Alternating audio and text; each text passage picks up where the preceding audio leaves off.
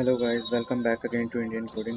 इस लेक्चर में हम सीखेंगे कि हम यूनियन ऑपरेटर का यूज़ कैसे करते हैं।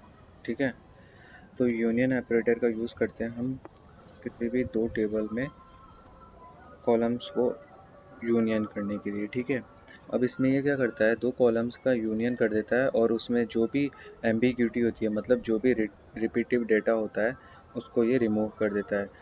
बट इसके लिए क्या होना चाहिए, दो चीज़ें सेम सेम होनी चाहिए। जो कॉलम का ऑर्डर है और कॉलम का जो टाइप है वो सेम होना चाहिए। तो ये देखो, जैसे हमारे पास ये दो टेबल बनी हुई है, तो पहली टेबल में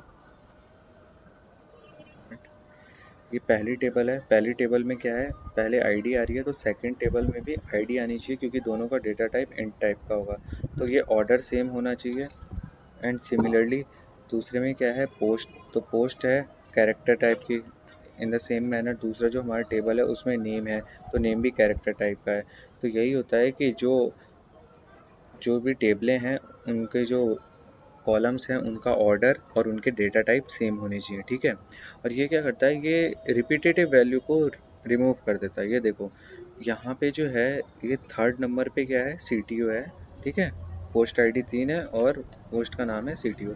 यहाँ पे भी क्या है, दूसरे कॉलम में हमारे आईडी 3 है और इसका नाम क्या है, सी टी ओ है। तो देखना, जब हम इसको यूनियन कर देंगे तो ये क्या करेगा, ओनली एक ही बार शो करेगा हमारे, ये जो भी एम्बिग्विटी वाला डेटा है उसको केवल एक बार ही शो करेगा। ठीक है, तो आइए इसको देख लेते हैं कैसे लिखते हैं इसको। तो हम लिखेंगे सेलेक्ट ऑल फ्रॉम, पहली टेबल का नाम है हमारा पोस्ट।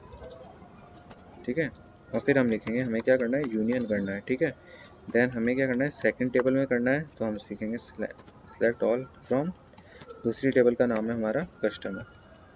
तो अब देखना है ये यूनियन करके हमें रिटर्न कर देगा। देखो गाइस, तो हमारे पास आउटपुट आ चुका है। तो ये देखो, पहले इसने क्या किया, पहले जो डेटा था पोस्ट टेबल का, उसको यूनियन किया हमारी जो दूसरी टेबल थी, ये कस्टमर वाली, उसके साथ में। अब मेन चीज़ देखो, हमारे यहाँ पे क्या सी टी ओ भी था, बट यहाँ पे क्या है, ओनली दो नेम ही आए, हमारे पास सी टी ओ नहीं आ रहा। बिकॉज सी टी ओ क्या है, एम्बिगियस डाटा है, तो इसने क्या है, इसको एक ही बार प्रिंट किया है, दो बार नहीं प्रिंट किया।